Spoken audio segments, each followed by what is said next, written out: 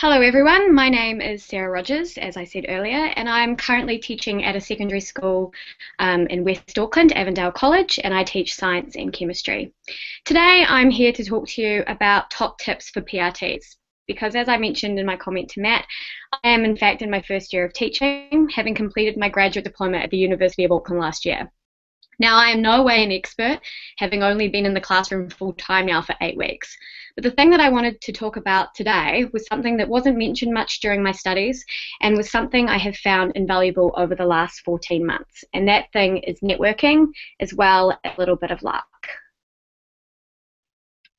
So now luck, you might say. That isn't exactly a tip, and no, it's not, but it plays into this idea of networking. Because as a student teacher or beginning teacher, you have very little say or control over where you're going to be placed on practicum, and likely depending on your subject, the school you get to work in as your first job, if you even get a job.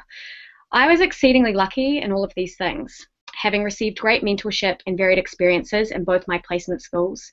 And I have also gained employment in a fantastic secondary school that has been supportive and encouraging me in this new profession.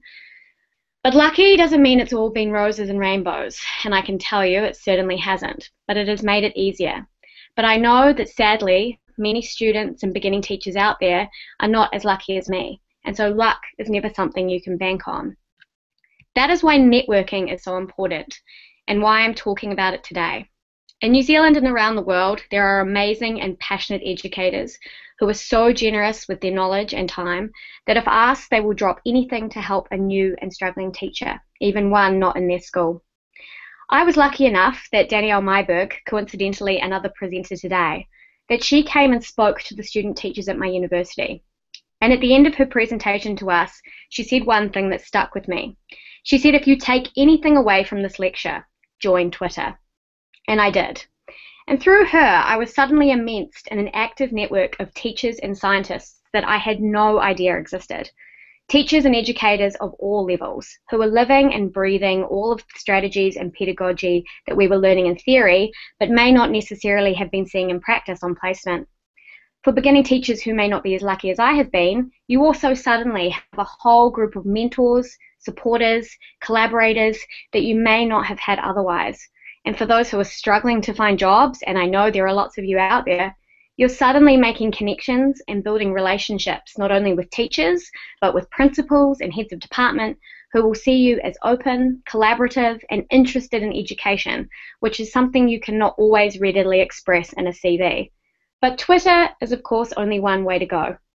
Go to conferences if you can. Search out your subject's teaching associations or Facebook groups.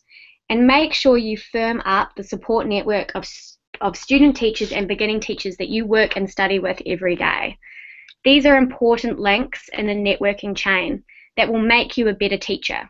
And the more links you have in the network, the stronger the chain will be, and the stronger that you will be when things come along that make you question why you entered the profession in the first place.